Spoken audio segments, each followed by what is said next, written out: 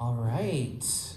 Good evening, everyone. Welcome to the February meeting of the San Francisco Democratic County Central Committee. My name is Honey Mahogany. I'm chair of this body, and we're calling this meeting to order. Thank you all for being here today. I know it looks like we do have quorum. I know this is not the fourth Wednesday of the month, but we wanted to make sure that people had the ability to go out and knock on doors and drop lit and organize for their ballot measures that they're supporting, the candidates that they're supporting in the upcoming March election. So that's why we decided to host this meeting a week early. So hopefully folks will take advantage of that next week. With that being said, why don't we go ahead and get started? Actually, before, I'm just going to acknowledge that this is the last meeting of this body as it is currently composed. So just really quickly, thank you everybody for your service. Thank you for being here, and good luck to those of you who are running to be reelected to the Democratic County Central Committee. I am not. But to those of you who are, best of luck, and really hoping the odds are in your favor. With that, let's go ahead and get started with the meeting, and we'll start with a call to order. And for this, I will turn it over to our recording secretary, Janice Lee, to call the roll. I'm still getting logged on, so I'm going to pass it to our ED to do it. Sure. Oblos, Baraka, Barry, Campos, Chen, Dusty, Here. Galata, Here. Ibanez, Here. Member Kim is excused, Lacroix, Member Lee, Here. Member Loftus, Present by proxy. Lovett, Mahogany, Here. Gansman, Mars, Present by proxy. Member Boliga is excused, Peraza, Present. Raju, Ronan, Present by proxy. Member Thomas is excused, Member Tung, Present by proxy. Member Williams, Here by proxy. Member Zoe is excused, Pelosi, Here by proxy.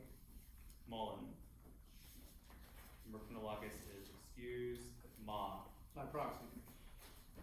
Cohen, By proxy. Wiener, By proxy. Haney, King.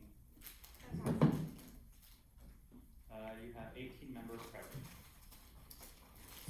Thank you so much. I believe that means that we have quorum. We'll now move on to item number 3, which is the approval of the meeting minutes. Have these minutes been sent out to the members already? Great. Does anyone have any amendments that they would like to make? Seeing none, can we have an approval of the meeting minutes from October, December, and January? So moved. Second.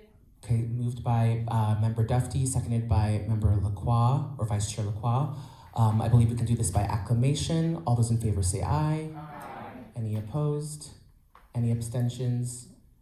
All right, the meeting minutes are approved, and shout out to Recording Secretary Janice Lee for getting 3 months done. That's not me. Oh, Entirely Moises, and thank you. Moises, okay. All right, well, thank you so much to our Executive Director, Moises Garcia. Oh, sorry. Yes, we will get to that. Oh, did we skip over that? Yeah, Member 2. Oh, I'm sorry. Well, thank you, Executive Director Moises, for getting those done and updating our website. So thank you so much. Sorry for skipping over agenda item number 2. I am doing this on my phone for some reason. We will move to item number 2, the approval of the meeting agenda. Are there any amendments? I believe we have one resolution that was added late. That is item number 8, I believe, that needs to be added to the agenda. Member, are there any other amendments that need to be made? Seeing none, is there a motion to approve the agenda as amended? Moved by Lacroix, seconded by Dufty. I believe we can do this by acclamation. All those in favor say aye. Aye. Any opposed? Any abstentions? The agenda is approved. We'll now move on to general public comment, which is item number 4. And for this portion, I will hand it over to our Executive Director, Moises Garcia.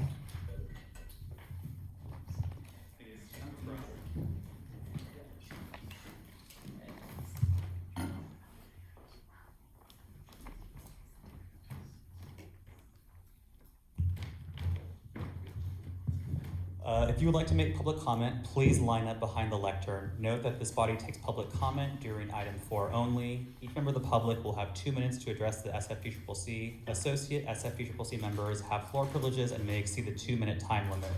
Member Peraza will give you a 60 and 30-second notice. Thank you in advance for your patience.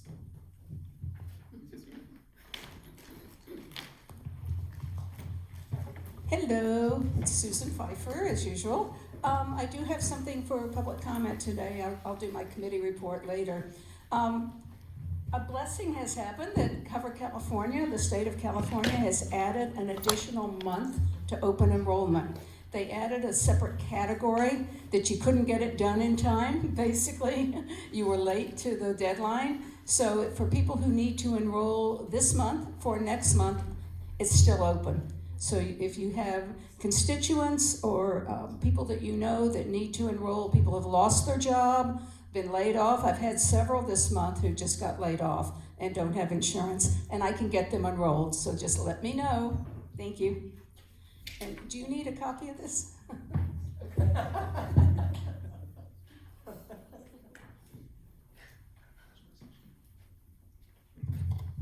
Hi, my name's Leah McGeever. I live in D6. I'm here to support the resolution calling for the strengthening of political strategies, permanent structures of advocacy, and the enshrinement of transgender protections as a democratic response to extreme anti-transgender legislation. There's so much that still needs to be done to fortify San Francisco against the transphobia and now like very violent transphobia that's sweeping America. And so anything that we can do to further protect trans people, trans kids especially in San Francisco, we need to do it. Now is the time. Seriously, now is the time. So I hope you pass this resolution and follow it with actions. Thank you.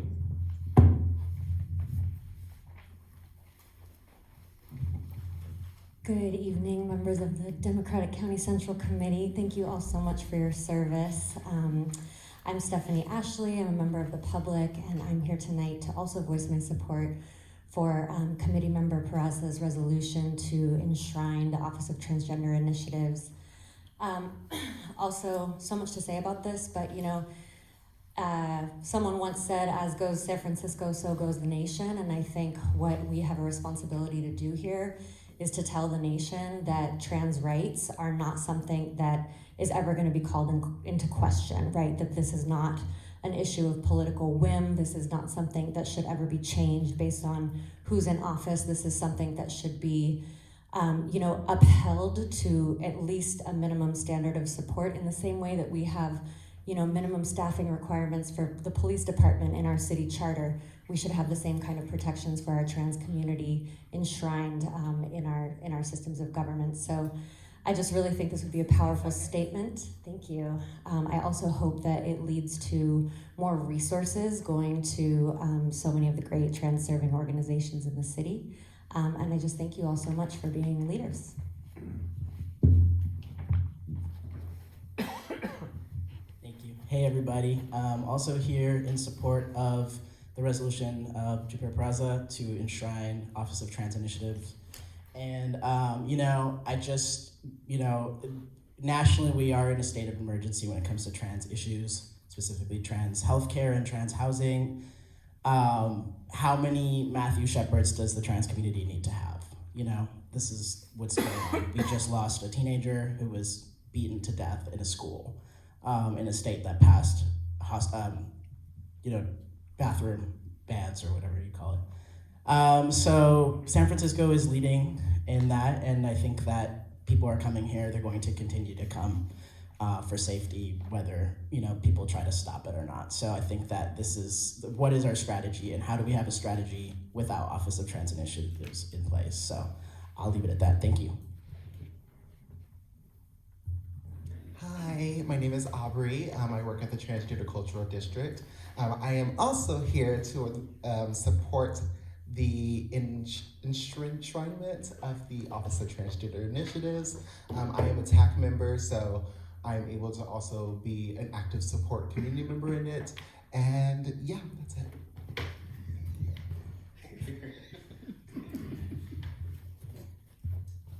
Hi everyone, my name is Gabby. I am here as a member of the community and as a delegate as well for the state party. I am here to voice my support for the resolutions set forward by Member Peraza. I think that now it's a pivotal and very important time to do it. It is election year, so it's a time of a lot of promises. And I think that if I recall, this city did make a promise to end trans homelessness by 2025, which is coming right up. And also has been a leader in terms of setting the example about how basic human rights should be in this country, this free country that we live in. So I think that it would be the right thing to do for this body to continue that support and to hold our leaders accountable, not just here in San Francisco, but at a state level as well. Thank you for your time. Hi everyone, Sam here, resident of D8. D8, I just moved, sorry. Yeah, I'm here to support Jupiter Peraza's resolution 2. I think it's a beautifully crafted resolution that echoes everything what everybody is saying. And I just want to take a moment to honor Next Benedict, the non-binary 16-year-old that was beaten to death in a bathroom earlier this week in Oklahoma. And I think passing this resolution would be a great way to honor them. Thank you. Hello everybody, my name is Kenya Boudrell. I'm an engineer, 10-year San Francisco resident, and the executive director of the Transgender Education Foundation. It's founded and based here in San Francisco. I am here in support of Jupiter Peraza's initiative, and I think that just in my experience of coming here for sanctuary as a transgender woman, and going to college here and being a student who's been low income, in need, without family, I've noticed a lot of trends between San Francisco politics where a lot of initiatives are started, such as hot housing and gift program, and then due to anti-trans backlash or just a lack of follow through, those programs quickly go away. And so I think that this is a really important moment for us to enshrine the Office of Transgender Initiatives into like a permanent solution for the community. Also, as a scholarship nonprofit director, I've seen an uptick in applications coming from residents of San Francisco to attend City College because it's not affordable anymore due to having to finance a lot more of their own medical transition and just living expenses. So these programs are being taken away. Other nonprofits are spread very thin in providing for our community. And so we really need this kind of investment and this permanent office available to our community members. Thank you so much.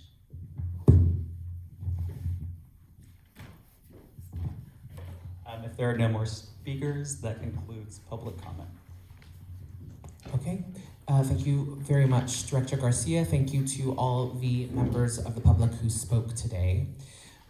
We will now move on to item number 5, which is officer reports. We'll start with the chair's report.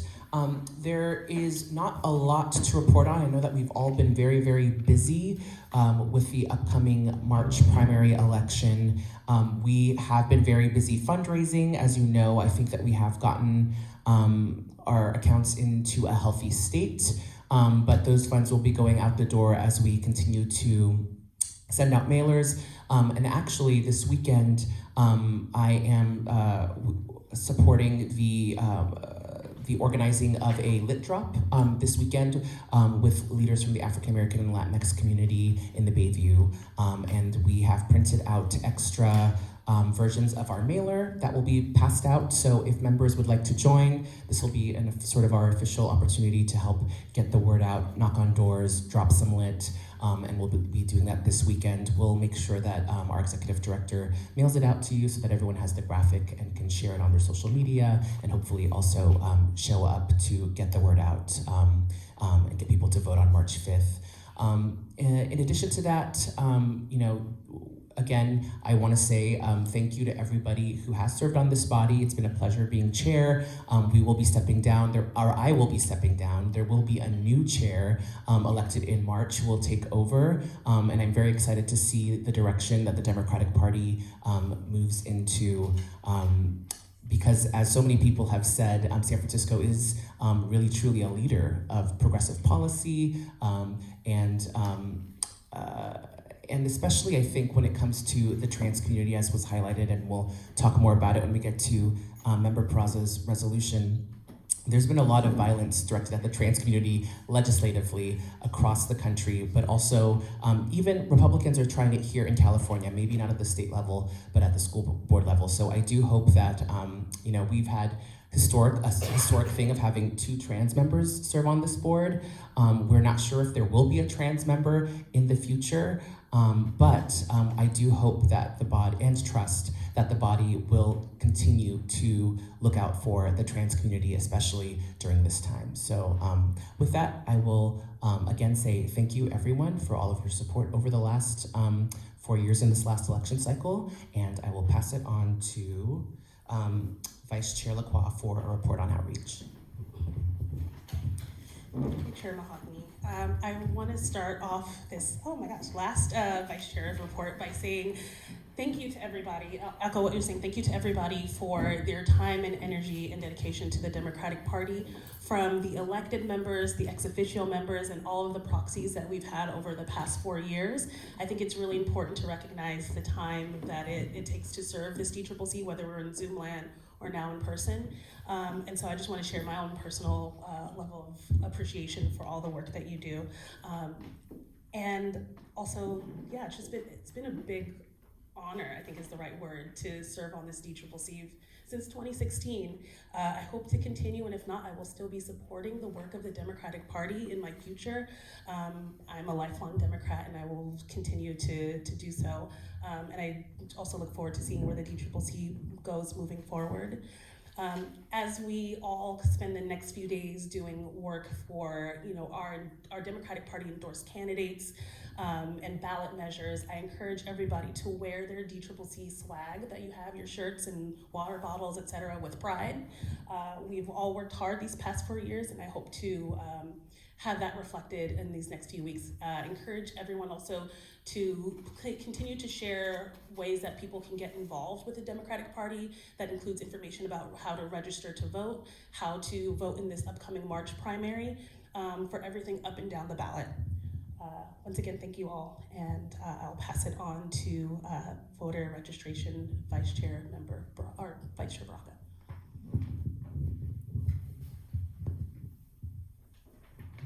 Thank you, Vice Chair Lacroix. It sounds like you were giving a little bit of a goodbye with your report tonight. So I guess that's what we're doing. And excuse my tardiness tonight. I tried to pack in a little bit too much. So I guess we're giving our report and a little farewell address. Is that the deal? Well, I'm not one to bloviate, so I'm just gonna say this has been the volunteer life experience of a lifetime. I've committed a decade of my life being elected twice and serving as Senator Leno's proxy for a few years. Again, it's been exhilarating and aggravating, and I learned about myself and the people in my community and what I think is worth fighting for, what I think the community is worth fighting for, what the people think is worth fighting for. And I think I've tried to be as authentic as I can in this process. There's a lot of side agendas that go on, and I've never been one for that, but you find a lot of that in politics, but that's fine, it's part of the game. I think Leader Pelosi said, if you can't stand the heat, get out of the kitchen. So I'm gonna leave it there and say that voter registration has been magnificent. Registering voters with Susan Pfeiffer, our #1 A+ volunteer, has been a rewarding experience. And with everyone who's joined voter registration, I encourage everyone to continue their efforts in what I think is fundamental to what we do as Democrats. So with that, I shall pass it back to the chair. Thank you, Vice Chair Baraka. Vice Chair Galata with communications and partnerships. Thank you, Chair Mahogany, and good evening, colleagues. And I think I'm going to echo some of what has already been said, but just since this is our last meeting of a very long 4 years, but a very important 4 years. I just want to thank the voters and the community for this opportunity to serve in this role, and have served on this body now actually since 2017. And it's been an honor, and I really want to thank our chair, Chair Mahogany, for your leadership of this body. It is not easy, and it is not easy crown to wear, but you wear it very well. I just thank you for all of your leadership and commitment to the party and everything you do for the community in San Francisco. And I want to thank also our executive director too, who does so much behind the scenes to support all of us, and especially the executive committee and the vice chairs. And we would not have the support if not for the chair and for our executive director. And I also just want to thank as well, just part of the role that as vice chair focused on partnerships, just the amount of work that so many volunteers have committed to for the party over the past 4 years and even beyond that. But people like Susan Pfeiffer, who is here at every single one of our meetings and does so much for the Democratic Party in San Francisco, and really should be sitting up here because of how much you do and how much you have committed to the party. And also all of the volunteers that have helped on the work that we've done on the national level. I know we spend a lot of time here on the local, and we, there's some elbows thrown sometimes up here on this stage when it comes to the local issues. But something that I think we have come together around and continue to come together around is the national and even the state issues that we know we need to throw down for because of the agenda that we're up against, the anti-trans, anti-LGBT, anti-science, anti-climate. I mean, that agenda is continuing, frankly, to strengthen, which is extremely concerning, I think, to every single one of us that is in this room. And that fight needs us, and it needs San Francisco, and it needs San Francisco Democrats, and it needs the volunteers that the party, with incredible partnership with, I want to acknowledge Speaker Emerita Pelosi and Team Pelosi for continuing to partner with the party. We did Vote Blue SF in 2020 and helped, get the Senate. That was huge, right? And keep the House and get the White House. That was incredible. 2022, again, the victories. It was not the red wave that we thought was coming. We didn't win everything, but we still held ground. We have a lot of work to do this coming year to continue to mobilize San Francisco Democrats for the bigger fight. So I think whoever is here, who's sitting in these seats after March, my hope is that this party will continue to throw down and continue to partner and organize around the bigger fights, to make sure that November of 2024, we keep it blue. We elect Democrats that are pro-LGBT, that are pro-science, that are pro-minimum wage and labor protections. We need Democrats to, not only here in California, of course, but in the swing states across the country. And we have a real opportunity to actually influence what happens in November, and I hope that work continues, and that this party continues to play a pivotal role in that. So thank you to everyone, and thank you to colleagues, and an honor to serve with folks who have been on this body and served in for a number of years, like Vice Chair Baraka. I want to acknowledge also your long service and leadership, and also Member Dufty as well for all of your leadership and service in our city. Thank you.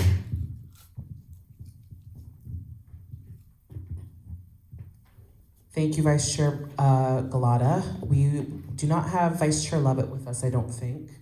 So we'll move on to our, Treasurer Zoe is not here as well. Thomas is also not here. We'll move on to our report from our Executive Director, who I believe will also give us a brief report on, a brief Treasurer's report as well. So thank you, Executive Director Garcia.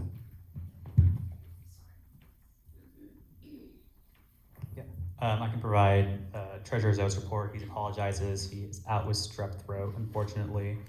But I can report that our federal all-purpose account is currently at $13,000, and our state AP is at $67,000. But after we pay some bills, it'll be at $23,000, and we still have some other bills to pay. So those balances will go down. So I wanted to highlight also that we've gotten 2 mailers out, one supporting our full slate and one supporting the judicial candidates that this body endorsed. And we'll also be going live with some online ads starting tomorrow through the election. So those balances will keep going down a little bit. And then I can also report on behalf of our our Region 7 director. So I wanted to highlight that, let's see.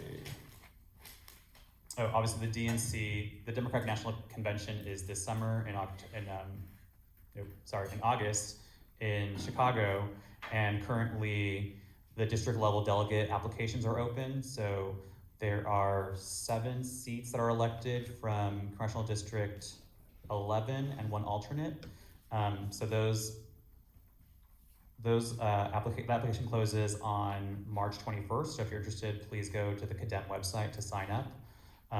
That caucus will happen online to elect those folks to represent our CD11 on April 21st.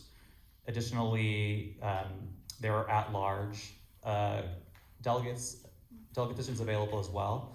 That application closes April 24th. And then if you are interested in becoming a member of the Democratic National Committee, the DNC, that application closes April 17th. And that election will happen at the E-Board meeting over Memorial Day. And that concludes my report. Thank you, Director Garcia. We'll now move on to our standing committee updates. Yes. Yes, with Susan Pfeiffer.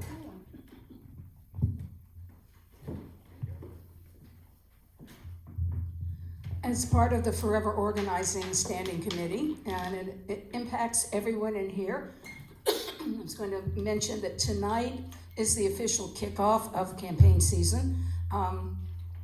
The Bay Area Coalition, excuse me, is our local representative for that. It's, I think, now 34 different organizations that have joined the Bay Area Coalition. San Francisco, excuse me, is being led by Swing Left and Sister District, and Team Pelosi will be part of that at some point. And they're starting phone banking tonight. Right now, while I'm here, they're making calls into the Central Valley. And that our main goal going forward is the Central Valley. We've got to get CA 22 and CA 13 flipped this year, and we can do it. If any of you know Spanish speakers, we need Spanish speakers, and I would love to have someone organize a group of Spanish speakers and run those phone banks, because I don't speak Spanish anymore. I did many, many years ago, a little. And that's going to be a pivotal point. And I know right now people are concerned about the primaries and about the local elections, but please, when that is over, let's do the work of the Democratic Party and of the California Democratic Party. The coalition is going to be a DNC phone hub for phone banking in California, Nevada, and Arizona. So it will be a national phone hub. It's going to be mostly done virtually, but there might be some in person, we just don't know. So we'll be calling for the Central Valley, and then we'll be calling for Democrats in Arizona and Nevada, and all of those calls will include Joe Biden. We've got to get this done. So thank you. Oh, and each of you has a little slip here that has the links for the Bay Area Coalition and the phone bank links. I'm not good at graphics, but the information is there. Well, thank you again, Susan Pfeiffer, and I feel like the work that you do outside of this body, besides giving us updates, is so incredibly important to the health of our democracy, so thank you. I forgot one thing that I do have to Oh, share. no worries.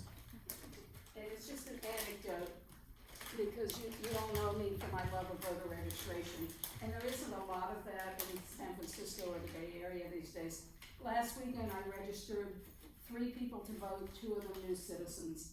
Just a relative who is in an assisted living care and is no longer driving, and her signature was not on file at the DMV anymore, so I had to register her to vote for the primary. My housekeeper of 30 plus years is now a citizen. I registered her to vote in my kitchen last Friday, and a dear friend who was involved in the Hillary Clinton campaign, Rodrigo Tocato, I never am good at his last name. He finally became a citizen recently, and so we had a party to celebrate his citizenship. It felt good to be doing that again. I just wanted to share. Thank you again, Susan. We'll now move on to item number 6 of our agenda, which is a resolution calling for the strengthening of political strategies and permanent structures of advocacy and the enshrinement of transgender protections as a democratic response to extreme anti-transgender legislation. This resolution is brought forward by Member Peraza. Is there a motion to consider this item? Moved by Bevan Dufty, or Member Dufty, seconded by Member Banez. Member Peraza, the floor is yours. Thank you so much, Chair. Please bear with me. I prepared some extensive remarks. First, I would like to begin by thanking everybody who came out to deliver public comment this evening. Your voice and presence really matters. And it is a powerful force that does not go unnoticed. So thank you so much. I wanted to introduce this resolution first and foremost, the most obvious, of course, for this body to acknowledge the extreme anti-transgender legislation that is making headway in state legislatures across the country, targeting not only transgender youth, but also transgender adults. At the beginning of February, Republicans in the state of Iowa introduced a bill that would end the legal recognition of transgender people. The bill states that when it comes to transgender people, the term equal does not mean same or identical. A new bill in Wyoming, House Bill 156, would declare that gender-affirming care is not in the best interest of transgender youth within the state. The bill would apply this presumption to custody battles, guardianships, and even the rules around child protective services, raising real concerns that transgender youth could be removed from affirming parents who love them and follow best practice medical guidelines. Although many of you are aware of this, anti-transgender rhetoric has transcended pure sensationalism into real terror. It has become apparent that transgender issues have become foundational pillars of campaigning for extremist and far-right conservatives.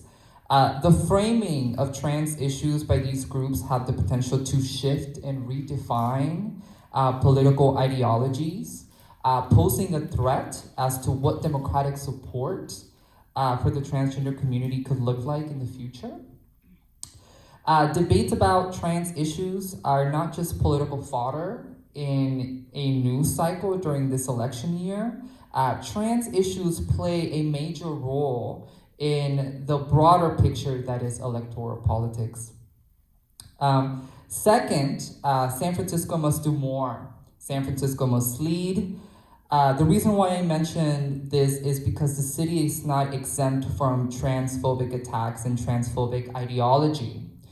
For example, a few weeks ago, a right-wing organization by the name of Judicial Watch filed a lawsuit to the San Francisco Superior Court, and I quote, "On behalf of San Francisco taxpayers, against San Francisco's guaranteed income for trans people, otherwise known as the GIFT program." The lawsuit argues that the GIFT program violates the California Constitution's Equal Protection Clause. For those of you that don't know, the GIFT program provides 55 low-income transgender people with $1,200 a month stipend for up to 18 months To qualify for the assistance, recipients cannot make more than $600 a month.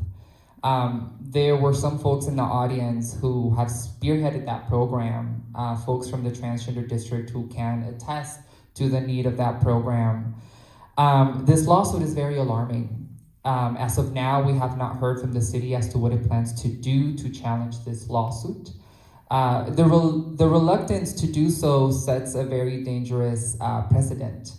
If the city allows an extreme organization like Judicial Watch to undermine such a bold and pioneering program like GIFT, what does that mean for ending transgender homelessness by 2027? What does it mean for trans-serving organizations in the city who depend on the city's support to continue operations?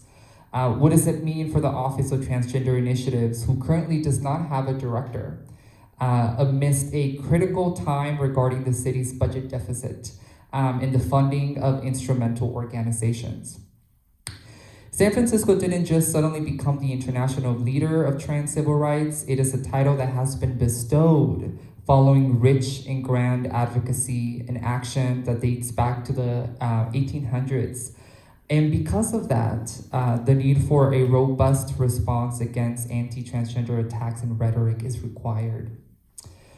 Some folks in public comment mentioned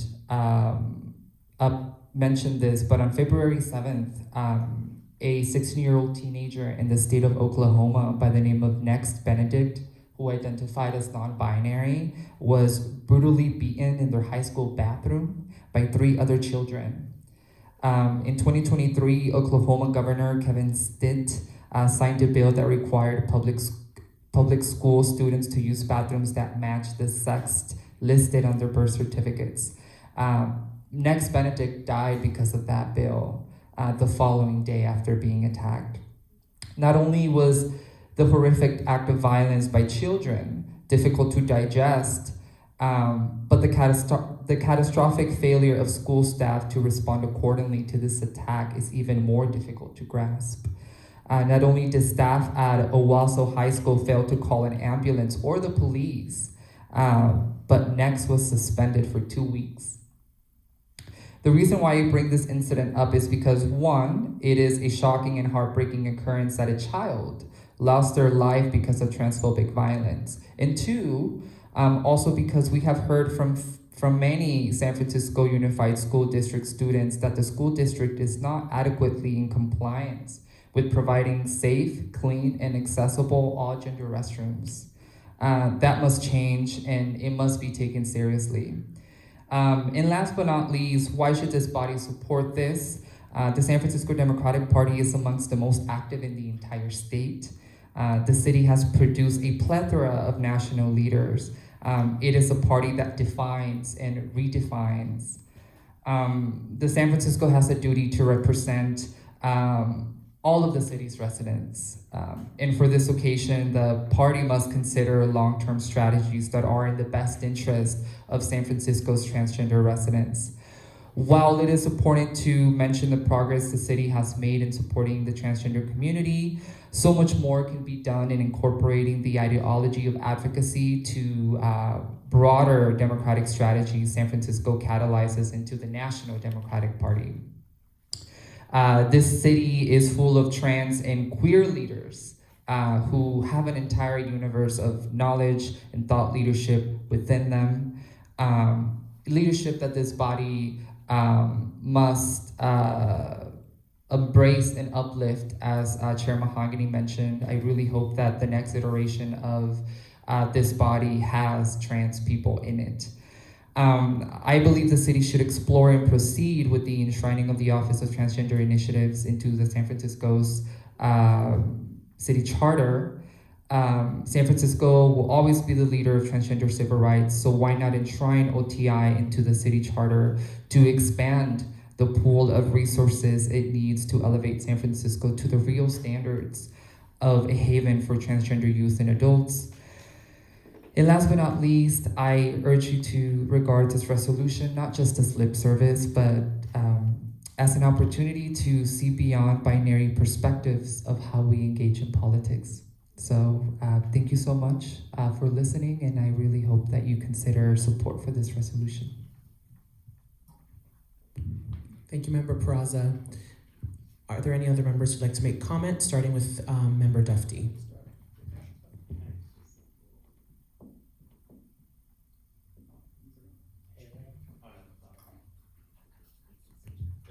Thank you. I first want to thank Member Peraza for this resolution, and I think both of the statements that are made in this resolution are extremely important.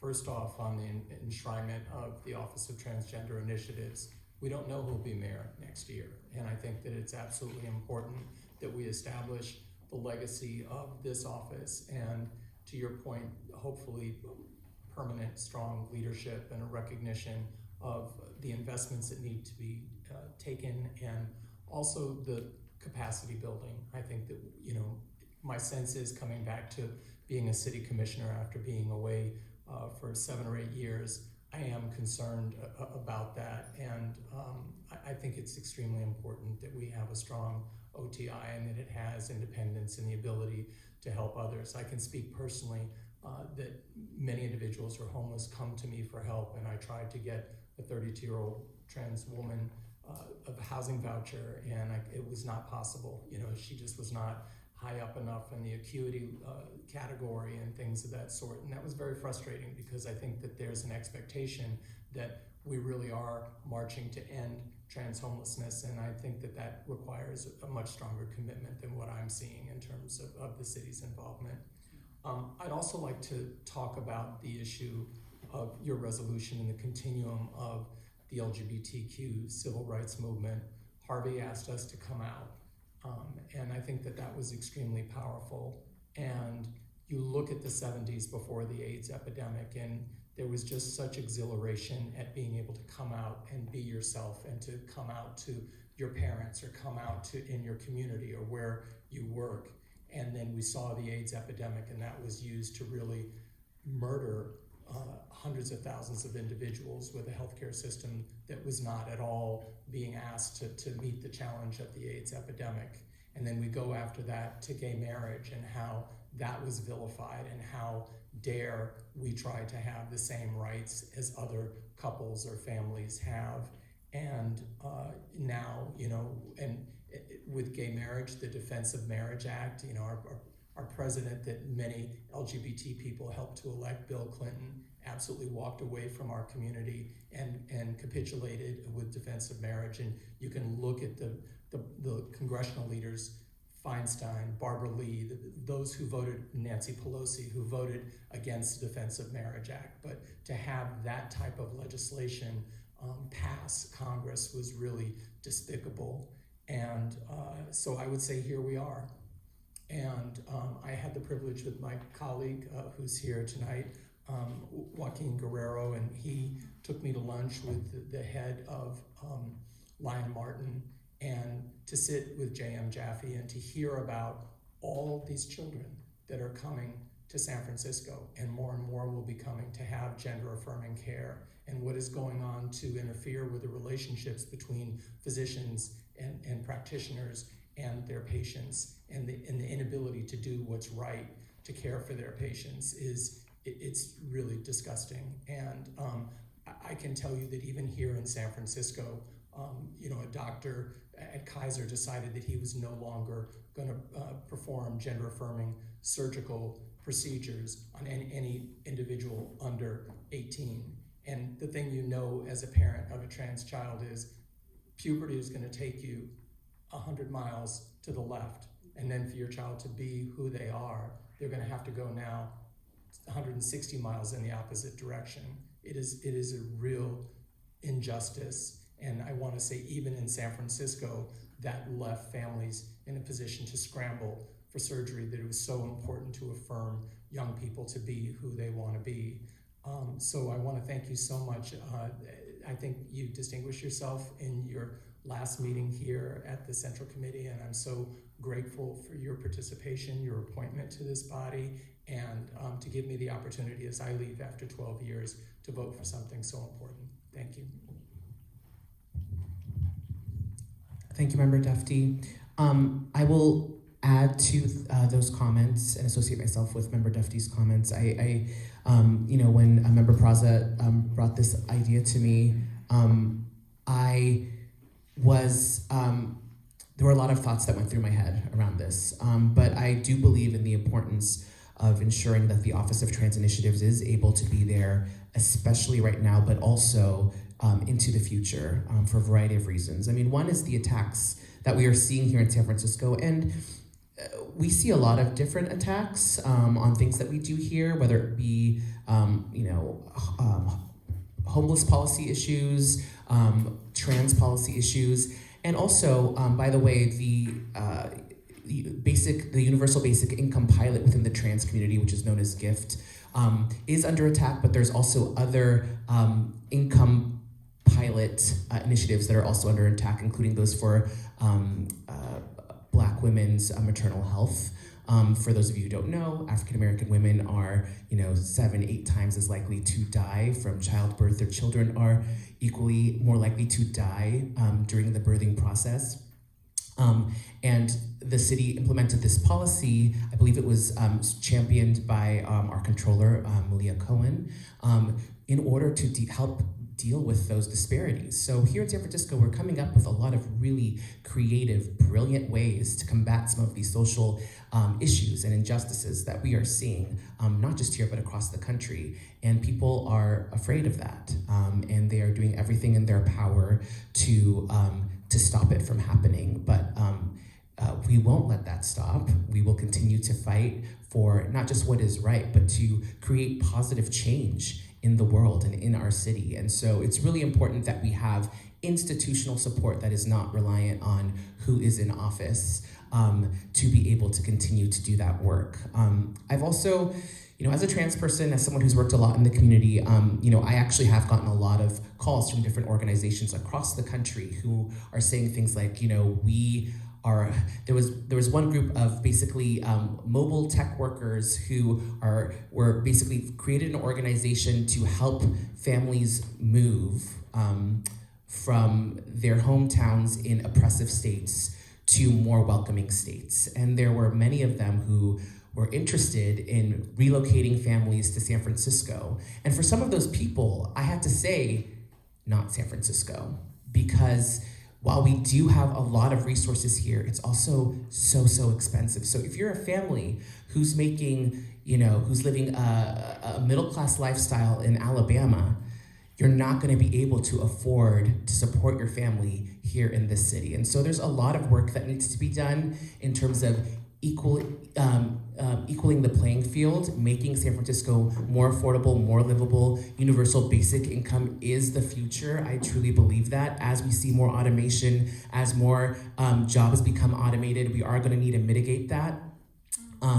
So we cannot stop the progress, and we need really trailblazing and thoughtful and revolutionary offices like the Office of Transgender Initiatives to help us lead us in that battle. And I also just want to say, both related to Member Duffy's comments, but also to the comments about Next Benedict, gender transition for young people is absolutely life-saving care.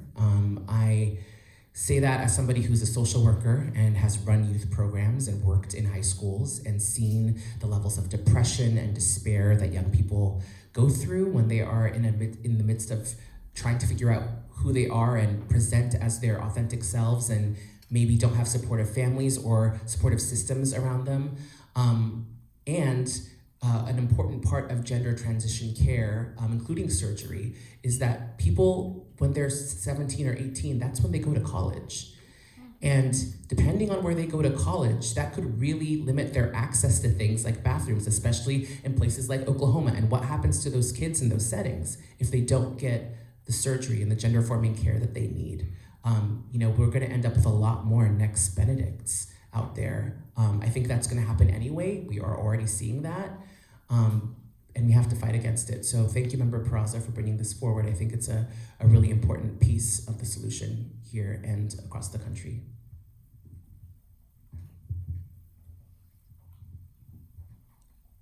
If there are any, yes, sure.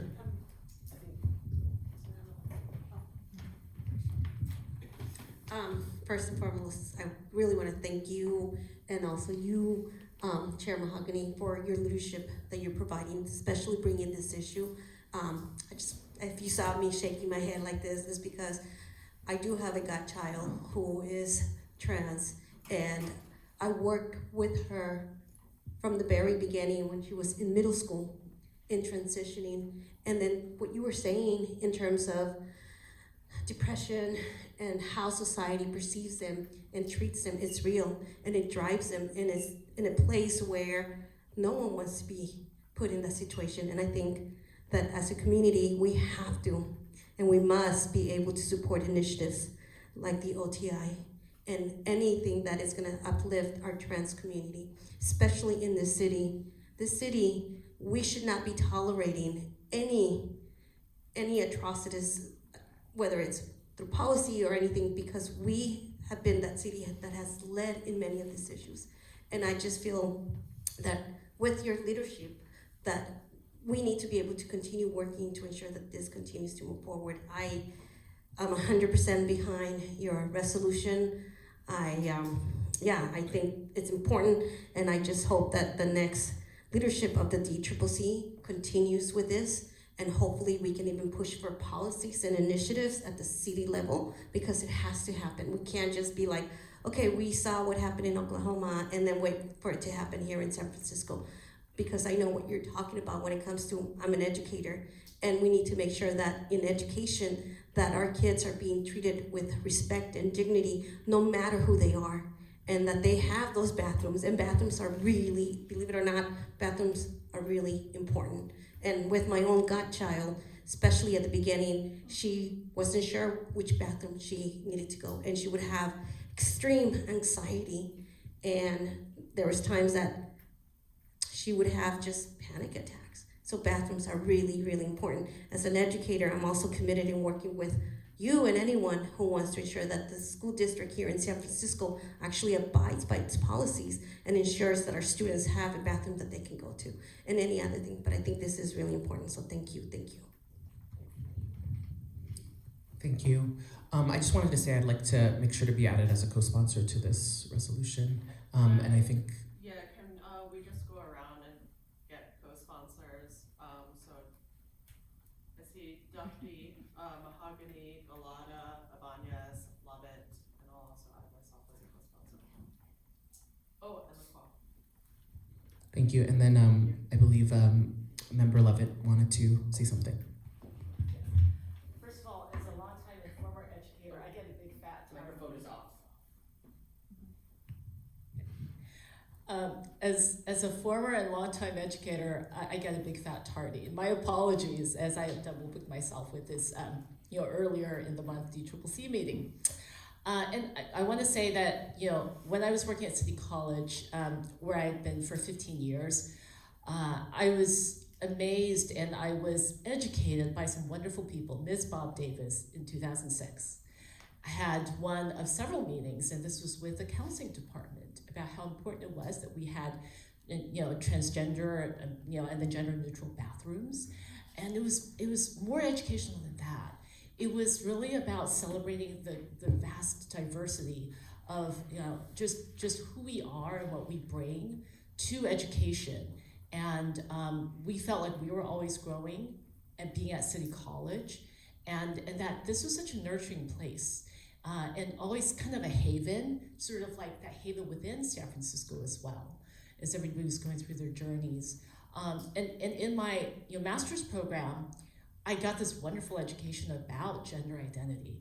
And because my program was non-traditional, it was kind of taught with this sort of Hindu perspective, where things were so complex and multi-layered around your inner psyche, but also your behaviors and how you identify and how you present yourself and how you express yourself. There were so many layers, and it's just so much beyond the binary that I just loved kind of going from that to practicing as an educator with people who really had to kind of get past their own biases as well. And I saw that with my own mother, just like, at one point I just had to correct her and say, that's gender discriminatory. And she could hear it because she's that kind of person who also continues to grow. And so I bring something that she always says is like, as you get into old age, it's more poetic when you say it in Chinese, but if you live till your old age, you're growing to your old age. And I feel that in our political life and in our social spheres and that in our inner lives too, we're always growing.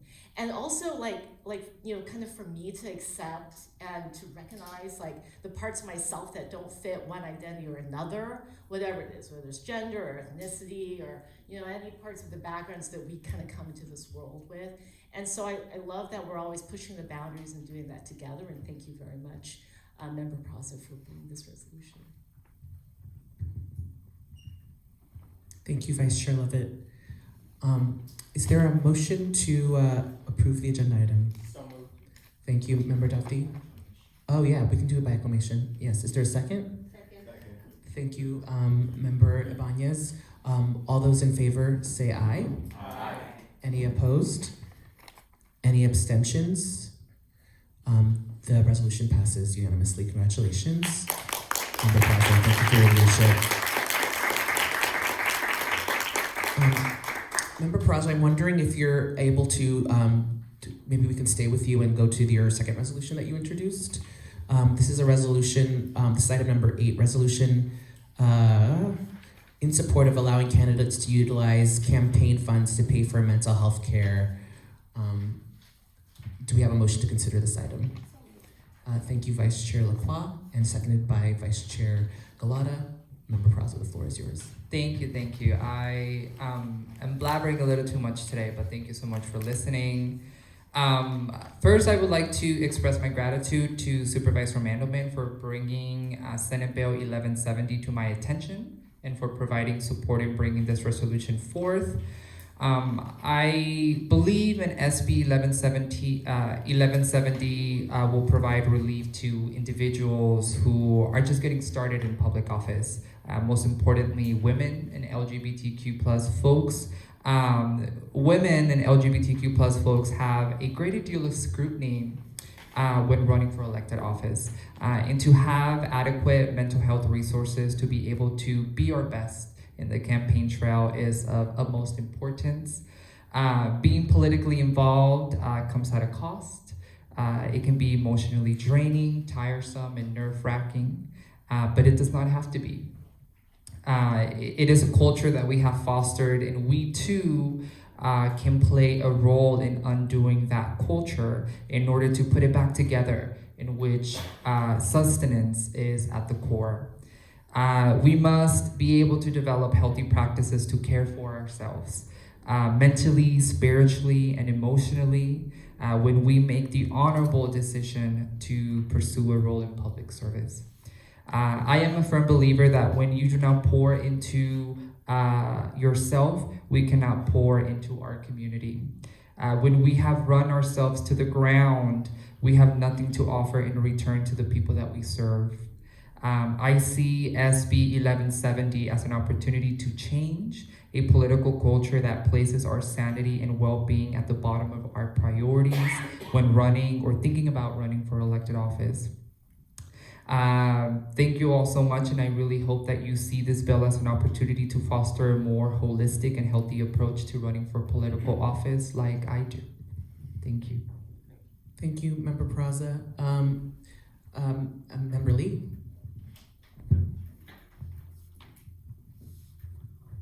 Thank you so much, Member Praza, for bringing this forward. I know I didn't have a chance to reach out to you, but seeing this come forward, I wasn't aware of SB 1170 either. I think some of you are aware of my story. I've talked about it pretty publicly, but when I first ran for office in 2018, I entered very, very late. So whoever's thinking about running for office right now in November, I didn't enter that race until mid-July, and it was chaotic. I worked hard, and I was working at full-time jobs the whole time as I continued to campaign. And it was the first time I had ever run for office. It was a sprint, and I crashed. about a couple weeks before the election hit, I started getting panic attacks and was incredibly anxious. And it didn't really actually make sense to me. I hadn't felt, such extreme feelings before. And then when I won, everyone around me was like, oh my gosh, you should be so happy. DCCC didn't even endorse you and whatever. It's all right. And when you win, it's the moment that you should be feeling really happy. And I felt miserable. I remember just days after election, there was like this big public event that was happening at Outer Sunset. It was actually Katie Tang's, she was like departing from Board of Supervisors. And I, biked there. I went, there was an entire room of people. I sat down, sweating, could not interact with anyone, and immediately left about like 5 minutes after I entered. I was unable to interact with anyone really publicly. And I found a therapist, and I started reaching out and actually talking to a lot of women in office, women who had run, a lot of queer folks, queer women, BIPOC women, and I quickly realized almost every BIPOC and or queer woman I know who has run and been in office has a therapist on speed dial. I was getting left and right recommendations and referrals, and it's something that we just don't talk about until you absolutely crash and burn. And one of the things I find really important is actually, as a queer woman, to actively bring this up all the time, because I think it elucidates the pain of running for office, but also how negative and how toxic and how heavy being in politics can be, and to not just like gloss over that because we're doing the good thing or like we're fighting the good fight and we're working for the people or whatever it is. This is really fucking hard work, and it's also, as someone who works in the movement, works in API communities, it's a reckoning that we are having within nonprofits as well. What does it mean to sustain ourselves? And something I've always said is that if you can't learn how to take care of yourself, you're never going to be able to sustain your ambitions. All the good shit you want to do, you will not get there if you do not know how to take care of yourself. And so I genuinely want to thank you for bringing this forward. I'm not sure who authored SB 1170. Pardon? State Senator Ventura. Oh, I want to thank this. I want to thank that state senator. We'll look forward to reaching out to him. But yeah, thank you so much. Thank you, Member Lee. I'll pass it on to Member Berry. Yes, thank you so much, Member Peraza. I always like saying Jupiter. I love your name. But thank you so much. My remarks when I do my introduction of my resolution, I mentioned some of what you're saying, and thank you so much for saying it and bringing it to the full body. What we go through, especially women, is undescribable. So I just wanted to say thank you. And I want to be a co-sponsor. Likewise, I'd like to co-sponsor. Are there any other co-sponsors for this? Lacroix, Galata, Ibanez, Dufty. Great. And is there a motion to approve the agenda item? Yes. Or comments? I would like to move to approve this agenda item, but before anyone seconds, I would like to share some remarks. I think it's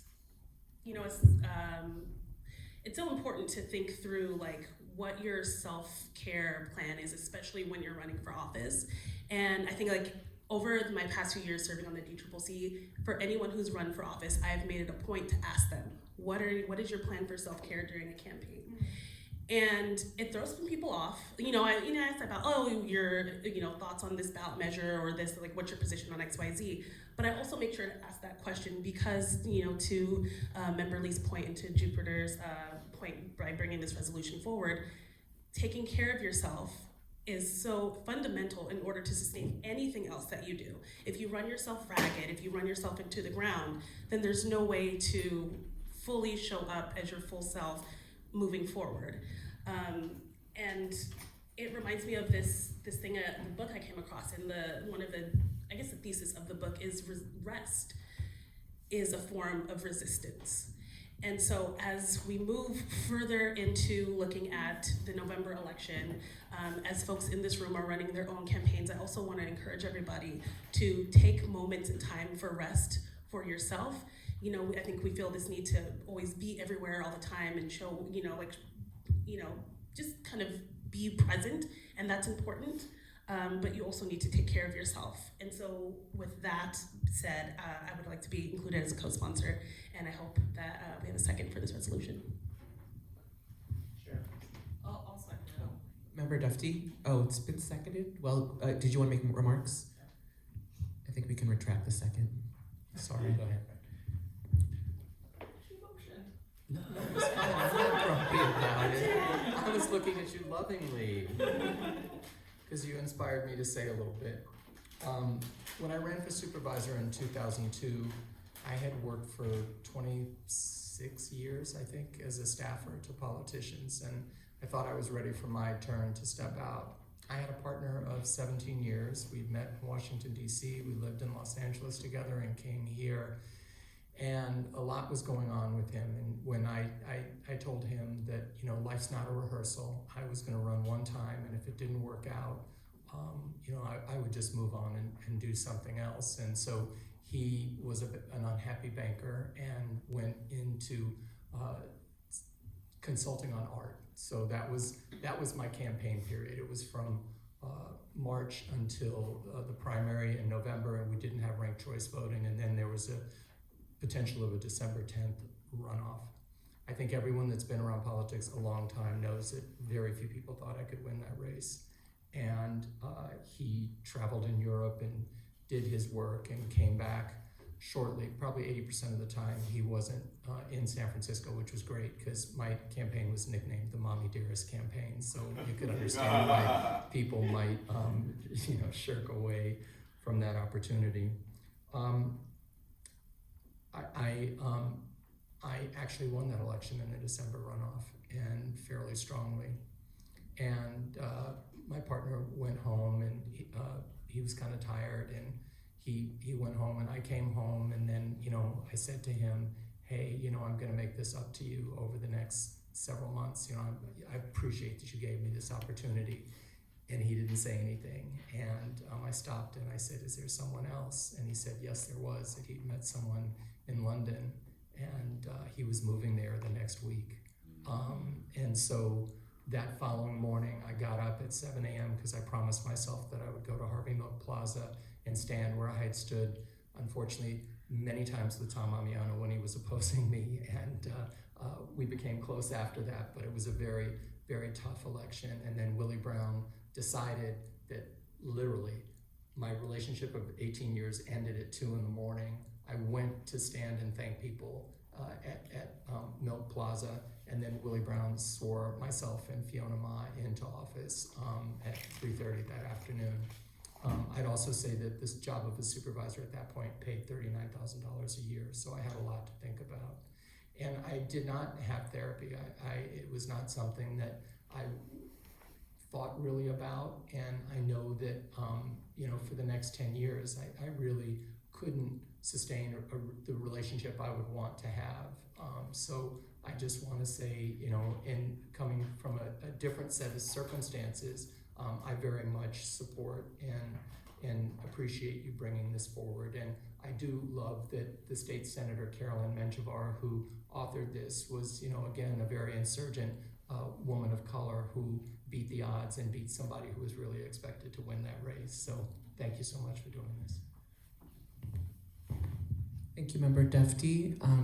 Member Lee, did you want to second the item again? Yes. Thank you for that second. I think we can do this one by acclamation as well. All those in favor say aye. Aye. Any opposed? Any abstentions? Thank you. We have 2 abstentions, Senator Wiener and Assemblymember Tang. Great. Thank you. Congratulations. The resolution passes. We'll now move on to item number 7, which is a resolution commending and honoring Chair Honey Mahogany for her distinguished service to the San Francisco Democratic Party, and this is brought forward by Member Berry. Is there a motion to consider the item? So, Member Vice Chair Galata and seconded by Vice Chair Lacroix. Member Berry, the floor is yours. Thank you. I wanted to present this without you knowing, but that was impossible because you're the chair. So, what I did discuss with Executive Director Moises Garcia is that I wanted to tie this into Black History Month, specifically honoring Black women politicians. So, here we go.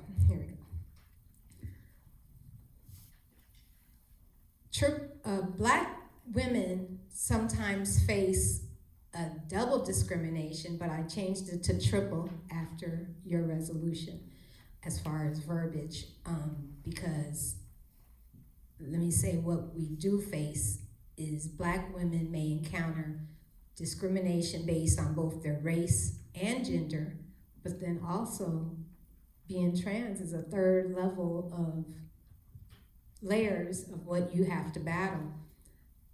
This triple marginalization can make it more challenging for us to navigate political landscapes and gain equal footing. We also have to face stereotypes and biases, and again, this is Black history of Black women politicians. Stereotypes about Black women can lead to biased expectations. We may be unfairly judged or held to different standards, facing criticism that is both racial, gender, and transphobic. Underrepresentation. Black women are often underrepresented in political positions. The lack of diverse voices can impact policy decisions and contribute to a limited understanding of the very challenges faced by different communities. We have intersectional issues. Black women may advocate for policies that address intersectional issues, considering the unique struggles faced by individuals at the crossroads of race, gender, and sometimes socioeconomic factors. This nuanced perspective may not always be fully understood or supported. We have limited access to resources. Black women politicians may encounter challenges in accessing the same resources, networks, and financial support that their counterparts may have. This can affect our ability to run effective campaigns and compete on an equal footing. Microaggressions and discrimination. Microaggressions, subtle forms of discrimination, can be a daily reality for Black women politicians.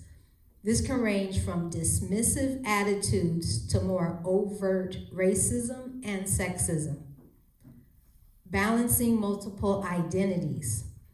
Black women politicians often navigate the delicate balance of representing their constituents while also challenging stereotypes and advocating for broader inclusivity.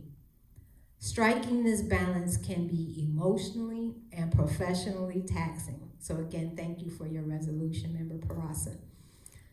Limited mentorship and role models. The scarcity of Black women in high-profile political position means fewer role models and mentors for aspiring politicians. This lack of representation can impact the encouragement and guidance available to those considering a career in politics. Election barriers.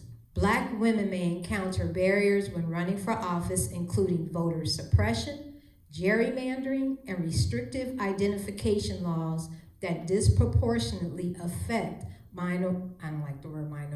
non-white communities.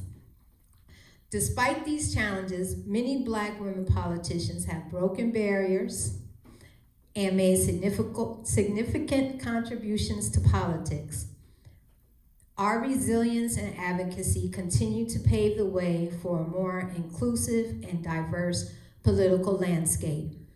So members, I'm gonna say some Black women in politics names to acknowledge them because they They gave representation to make other Black women feel like we could even dare have the audacity to run for office. I don't always agree with everyone, but I respect that they did it and had the courage to step into an arena that is not equal. Starting off with Congresswoman Bush, Congresswoman Maxine Waters, Congresswoman Jasmine Crockett, Controller Malia Cohen, Congresswoman Barbara Lee, Member Leah LaCroix, Mayor London Breed, Jovanka Beckles, Kristen Hardy, Sophie Maxwell, Secretary of State Shirley Weber, Judge Jackson, I'm so sorry I forgot her first name. I called her Terry, thank you so much. Doris Ward, Mayor Karen Bass, Stacey Adams, Vice President Kamala Harris, Shirley Chisholm, Carol Mosley Brown, the first Black woman elected to Senate, Pamela Price, Fannie Willis, and Barbara Jordan. And I don't want to leave out myself, Gloria Berry, and Honey Mahogany.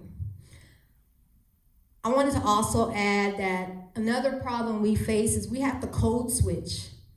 We have to speak one way in our own communities and then come before you and speak as if we've assimilated into the system and risk not being understood if we don't talk collegiate and in a specific way that white supremacists say makes you smart, intelligent, or viable to be a candidate. We also have to deal with people criticizing our appearance, our hair, the way we wear our hair. People will consult you and say, we have to wear it the same way every day. You know we can't wake up in the morning and wear our hair the same way. It's impossible for us.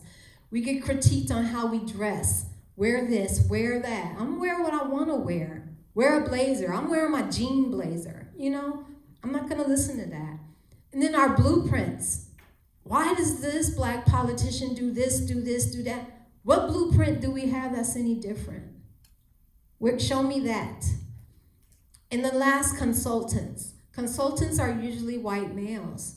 How can they explain to a Black woman how to navigate through the system?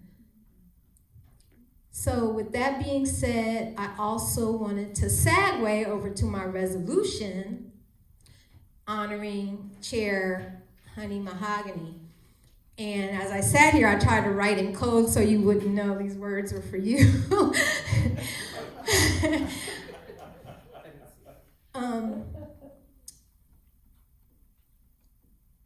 I don't know why I wrote that word. I don't know my own code. But anyway, I do want to skip over to the word name. Just your name, Honey Mahogany. Being able to say that is so powerful. So thank you for that alone. And thank you for having the heart to get involved in this political system. And I want to personally thank you for that time you bailed me out kind of when I put my foot in my mouth, and how much I was educated from that, and how much education you have brought to San Francisco by you being present. And then appointing Member Peraza and having someone else present that we can learn from. And look at the resolution she did tonight. If you had not appointed her, we probably wouldn't have heard that tonight. And then finally, I want to mention your grace. I need some of that sometimes, but you've perfected it, and you've, as chair, you've been so gracious no matter what your personal beliefs are on a matter that's presented. I just want to honor you for that specific trait you have, and thank you. And I'm going to miss you when I'm here next month. And to all the members, this is who meeting did not bother to do this for another 4 years. I will miss you as well. And thank you for helping me pass every single resolution I presented. And the secret is my first resolution I chose to be the most difficult because I thought it would be impossible to pass. I said, well, I'm gonna shoot for the stars, and it still passed. So thank you. But I hope some people have some words for our chair, and I'm confident this resolution will pass unanimously. So with that being said, thank you, Chair. Thank you for being a role model to so many. There's somebody sees you, some little girl, or even a transgender, person will have the courage now to run for office because they saw you sitting here. So thank you.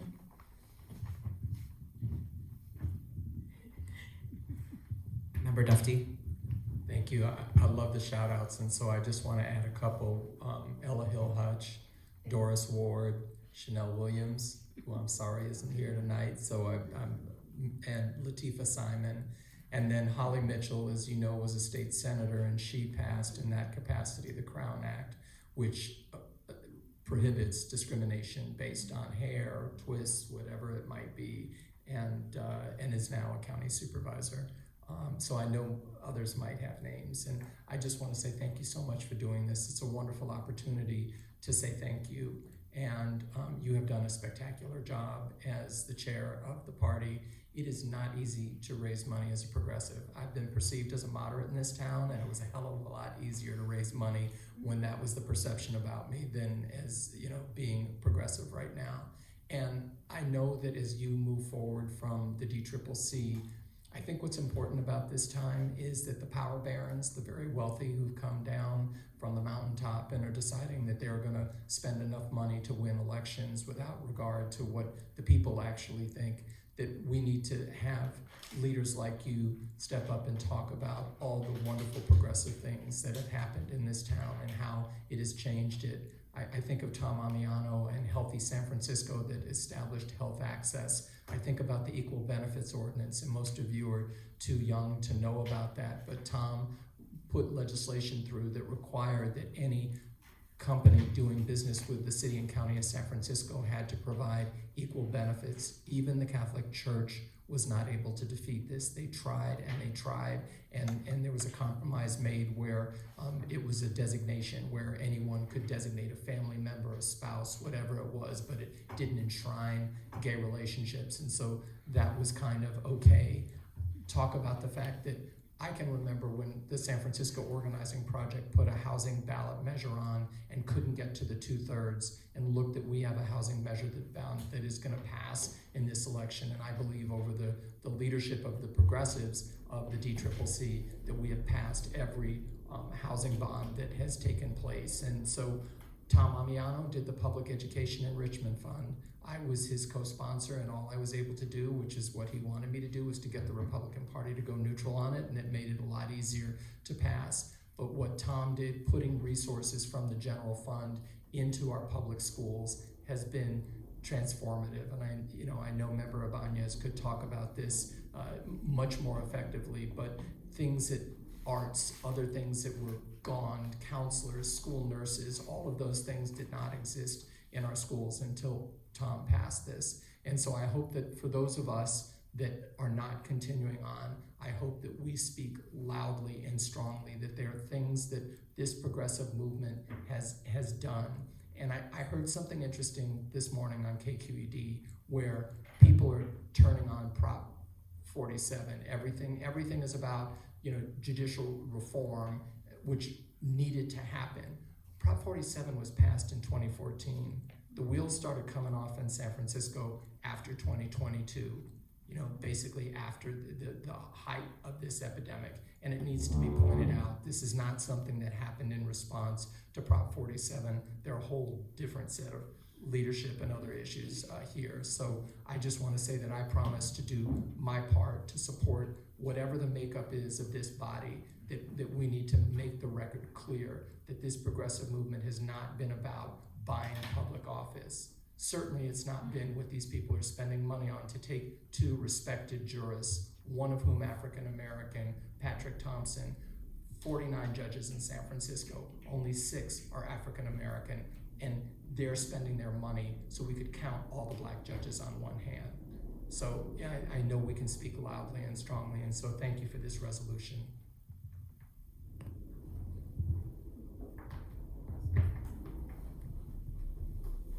I wanted to thank Member Barry for bringing such a special resolution forth. I wanted to share some words about the force of nature that is honey mahogany. I consider myself honored and privileged to call Chair Mahogany a mentor. Since I met her in 2020, she has opened many doors for me.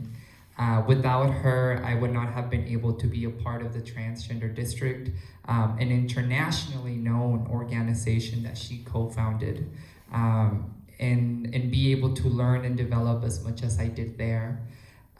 Without her, I would not have had the wonderful opportunity to be a part of the slate and eventually be elected as an Assembly District 17 delegate to the California Democratic Party. Without her, we would not have been able to make Transgender History Month in the state of California happen.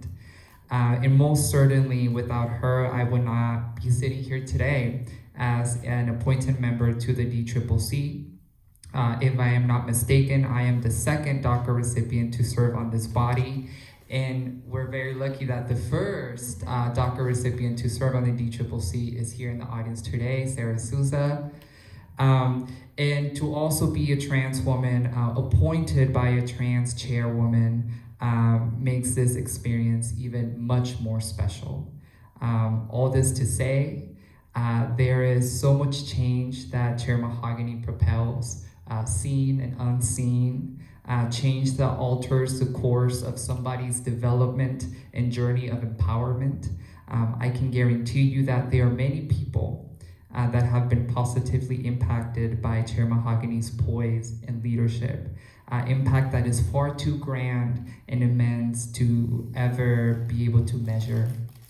Honey is exemplary of the kind of people we need in leadership. And it has been an honor to serve on the San Francisco Democratic Party under Chair Honey Mahogany. I am anxiously awaiting to see what she will do next, and I can guarantee you it is going to be fabulous and absolutely history making. So thank you so much, Member Barry, and also thank you so much, Chair Mahogany, for this wonderful opportunity and for your leadership. Member Bañez. Again, I want to say thank you, Member Barry, for introducing this resolution. I'm very honored to have served on this board with you and Chair Mahogany and everyone that's here. I actually want to say the way I see this is that I see Chair Mahogany, I see you as the heart, someone that cares deeply. You care deeply about this community, about San Francisco, and as Member Barry said, no matter where some of these resolutions were coming for, you were very graceful in making sure that you presented the resolution and you ensured that whatever support was needed to make the resolution better, you were there to support it. And it takes a great leader to be able to do that. And then I'm also gonna say something about you, Member Barry. I see you as the soul. You brought us every meeting, you brought a resolution that was deeply impacting, especially the most vulnerable in our communities. And you were fearless, and it didn't matter, and you were there. And for that, I really appreciate you and have tremendous respect for both of you as our Black leaders and Member Barack as well. But I just want to be able to say to both of you, your leadership really impacted the direction that we took as a Democratic Party. And I think that's really, really important, especially since we, as a Democratic Party, are being under attack by those who have lots of money, who want to buy this election, as Member Duffy mentioned. And I hope that San Franciscans, and especially the Democrats, see that money does not buy elections, and that they send a strong message that it's not about the money, it's about your values, it's about the issues. And I know that this party, that we really fought really hard for those issues that impacted the Democrats and everyone here in San Francisco, and the decisions that we made and the endorsements that we made. I strongly believe that they were the right endorsements and that we led San Francisco in the right direction. And I know that in San Francisco, there's a movement of a right wing that's coming in full force, even with some Democrats moving too much to the right. And I hope that they see the light and understand that moving to the right is not the way that San Francisco is. And we need to get the heart and soul back. And I look at your leadership to be able to do that. And I do know, as you say, Member Peraza, that Chair Mahogany, since I met you in 2018, I've only seen greatness, and I know that you will continue to do great. And for that, I am fully support of this resolution. So thank you so much. Hey there. I just wanted to say, because I don't think I've told you this so directly, but like, you have led this DCCC through some of the most challenging times and became the chair of the DCCC at a time when we were, in a shelter in place, right? It was a contentious era of our Democratic Party, and you've led it with like a level of grace and elegance and sophistication that I hope that you here tonight has not gone unnoticed. And in addition to that, you have navigated and facilitated conversations of this DCCC in some of the most challenging ones too, in a way that brought everything to a resolution and things were able to be passed. Maybe, folks didn't like the result at the end of it, but like nothing got out of hand and you were able to make sure that everybody's voice was heard and everyone felt respected throughout the conversation. And that is an example of a very skilled facilitator. And as somebody who enjoys bylaws and all that fun stuff, I see that recognized, and I want to give you like your round of applause for that too. And I think moreover, for myself as a Black person and a Black woman, like having the leadership of this DCCC throughout our executive committee, myself, Keith, and yourself as the leader, Member Barry, Member Williams, and then Controller Cohen as our ex officio member. I think like it's so important to have that level of leadership represented on both this DCCC and shown throughout the rest of the county central committees, that like this is what a level of Black excellence and Black leadership looks like. And thank you for leading and by example in that. Great. Well, I just want to say thank you so much to everybody who spoke and for everybody who is here for again not just supporting me, but I think supporting the Democratic Party. It has not been an easy time over the last few years.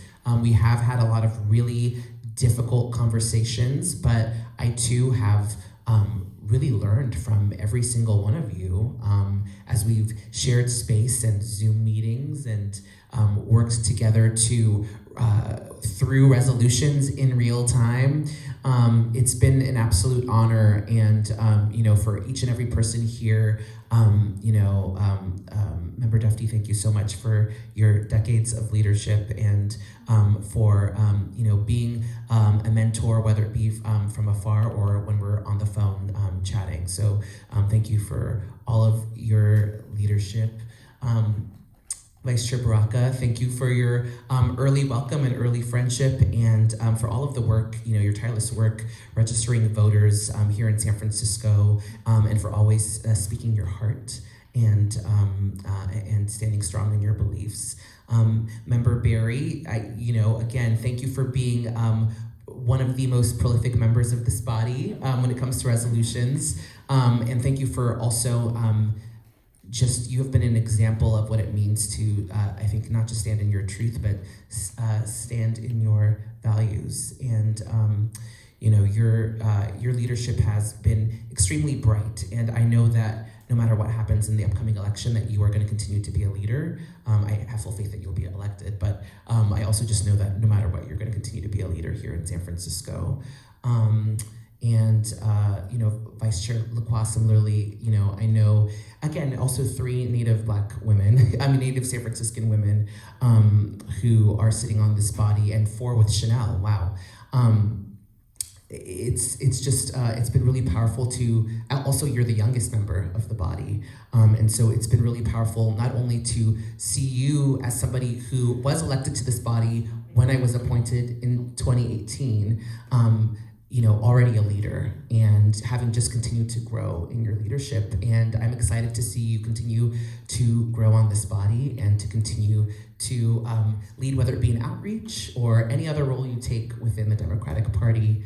And Vice Chair Galata, thank you for always being willing to juggle multiple hats and, really working hard alongside Susan Pfeiffer to organize all of the phone banks that we did and all of the partnerships that we did with Speaker Pelosi. Your leadership was much appreciated and really vital to helping us get Democrats elected, not just here, but across the state and the country. And of course, Member Lee, thank you for your service, doing probably the hardest job on this body, which is note-taking. It is definitely, I know, not the most glamorous role, but definitely one of the more important ones and something that we really rely on. And in addition to that, of course, you're more than just the recording secretary of the Democratic Party. You display leadership in many ways, including in your role as BART chair. So thank you.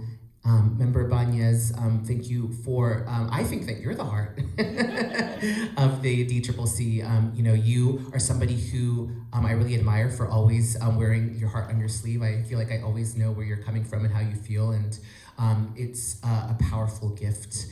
You bring your entire self to everything that you do, especially when it comes to education, but also when it comes to equity, racial equity, gender equity, all of the different ways in which the system is unfair. You are such a huge champion. For Member Peraza, of course, I was so proud and truly honored to be able to appoint you to this body and to become friends with you. When I met you at Manny's many years ago, I think I immediately recognized, first of all, another fellow Capricorn. I mean, there was that immediate connection. But I think that I really admired your just your intellect, your ability, your brilliance, your it seems like just all your ideas that you continue to have and come forward. I mean, you really pushed forward establishing a Transgender History Month, here in San Francisco. And also, we worked together to establish the state Trans History Month. And I know that you've been a leader in so many different parts of this community, whether it be through the trans district, whether it be on the DCCC, and also, by the way, getting, I think, the most votes as for a female identifying person in the ADM elections. So, I mean, you are an extremely hard worker, someone who is passionate, poised, and I'm just super excited to see what you do, whether it be in politics or advocacy or whatever you choose to do. I know that you're going to excel. And lastly, Vice Chair Levitt, you are, probably one of the just most welcoming and kindest members of this body, and you also are extremely thoughtful. And I have really appreciated the way in which you have led the Issues and Resolutions Committee and brought such thoughtful dialogue and perspective to many of the, and not just the resolutions, but also the ballot measures and the things that are happening in the world that are important to talk about. You have been consistent in your just in your excellence in bringing all of that forward to this body. So thank you. And I could say something about every member on this body, but they're not here, so I'm not going to talk about them. But I'll tell them to their face, and that's what matters next time I see them. So thank you all. It's been an honor to serve as chair over the last few years, and I wish you all the best. So thank you for your service. Madam Chair, can we just add Malia Cohen as the 5th native San Franciscan Black woman? Oh yes, that's right. I didn't realize that she was a native San Franciscan. So there's 5. There you go. Yes, we can. Well, thank you. Is there a motion to approve this agenda item? Oh, I'm sorry, there's an amendment to be made. Thank you, Chair, and I'm sorry I got so excited I forgot my amendments. They're petty, so it's not a big deal. I guess in copying and pasting, I put hyperlinks in my resolution, so I just removed the hyperlinks. And but I will say, Googling you, wow. I mean, you have a whole nother life out there for real. And you got songs out there and whatnot. I'm gonna listen to all your music this week. And then another amendment though is in the first whereas, where it says Honey Mahogany was first elected as chair of the San Francisco Democratic Party. I added making history by Member Peraza's recommendation to that it was historical to have a transgender woman the chair of a DCCC. I think the only. The first, yeah. So I added that in. And then I wanted to also give you your flowers, because you never know when you see somebody again or not see somebody again, and I believe in giving people their flowers while they're here with us. So other than that, we can do the vote. Can we have co-sponsors to be added, please? Oh yes, any co-sponsors? Dufty, Baraka, Ma, thank you. Oh, you got it. Sorry. Okay, you go ahead. We're in the same Google Doc. Oh, Lacroix, Galata, Lee, Ibanez, Peraza, love it. A motion to approve is amended. Thank you. A motion to approve as amended by Vice Chair Lacroix. Is there a second? Second by Member Dufty. I think we can do this one by acclamation as well. Let's do a roll call vote on this one. I mean, it's the last resolution. No, I wouldn't do that. All those in favor say aye. Aye. Any opposed? Any abstentions? All right, the resolution passes. Thank you, Member Berry, and thank you everyone.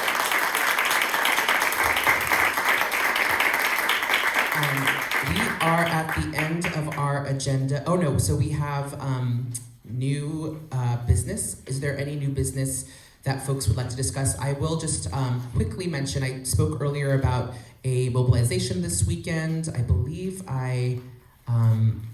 let's see, I think I have the flyer here, so I just wanted to quickly let folks know. It is this Saturday. I believe it is the Black and Brown Community Leaders Unite to Fight Against Prop E and F. It is Saturday, February 24th at 9 a.m. So this Saturday at 9 a.m. They're meeting actually in the Mission at Bishop Baobab. So if you would like to lit drop, they are doing lit drops throughout districts 5, 6, 9, 10, and 11. So I think it's a sort of pick your own adventure. And we will have, again, our mailer that we can get out to voters. So very excited for that. Is there any other new business that folks would like to discuss or bring to the body? Okay, seeing none, I would move towards our in memoriams. I have 3 that are listed. One is Next Benedict, the other is Haidea Broadbent, and the third is Doris Vincent. I'll start with Doris Vincent, who, Miss Vincent was an active member of the Bayview community for 35 years. She had a long history of community involvement, including serving on the Bayview Hunters Point Economic Development Task Force, the Bayview Hunters Point Citizen Patrol, Providence Baptist Church Food Program, Bayview Senior Brown Bag Program, and many more. She graduated from the Tuskegee Institute in 1950. Miss Vincent continued to live in the Bayview with her husband, and she just recently passed away. Her funeral is is on Friday, I believe. And she's survived by 4 children, 8 grandchildren, and 6 great-grandchildren. Haidea Broadbent is another African-American woman. She actually began her activism at the age of 6, and she did so by speaking out about the fact that she was actually born with HIV and AIDS. Broadbent spoke at countless events, including AIDS benefit concerts, documentaries, college campus education events, and talk shows. She appeared on the Oprah Winfrey show in 1996. I think she was about 6 or 7 years old. And was also appeared on Nickelodeon, on a Nickelodeon special with Magic Johnson about living with HIV. 2 years after the special, she established the Hidea L. Broadbent Foundation and received a Black Achievement Award from Jet Magazine. She was a spokesperson on behalf of the Magic Johnson Foundation and other AIDS activist organizations in order to educate people about HIV and AIDS awareness and fight discrimination against those living with HIV. She died on February 20th at the age of 39 after surviving with HIV for almost 40 years. Next, Benedict was a sophomore at Owasso High School in Oklahoma. They were brutally beaten by other students in a school bathroom earlier this month and died the following day. Next was a transgender student and member of the Choctaw Nation, was a 4.0 average student.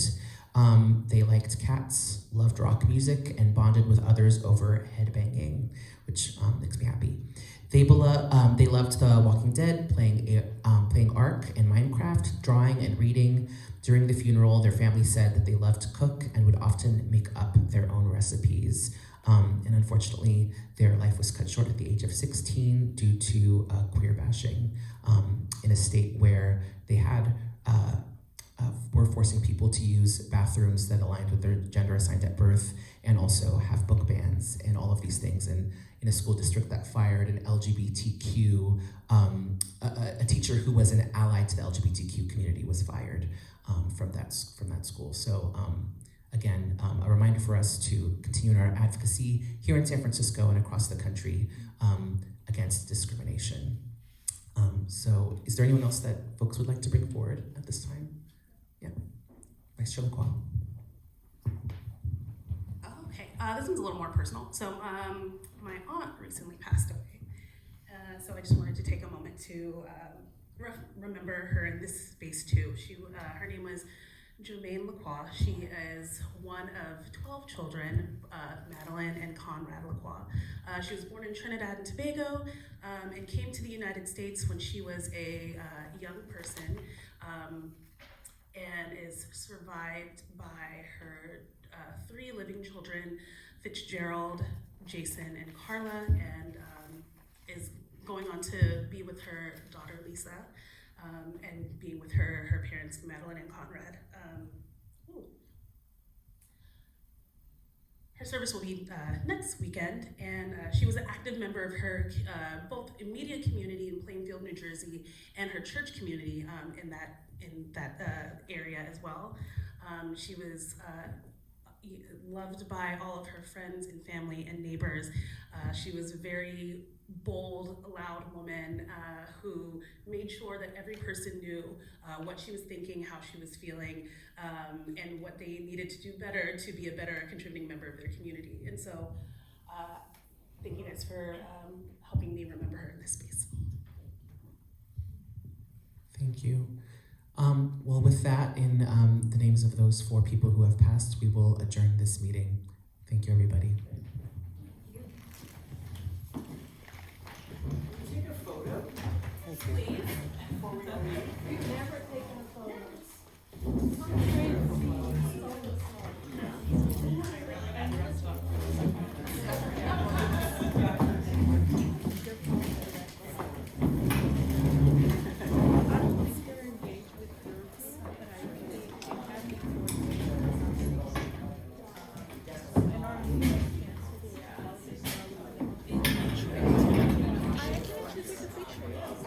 And I'll be at your event tomorrow. I just need to know the address. I'll tell.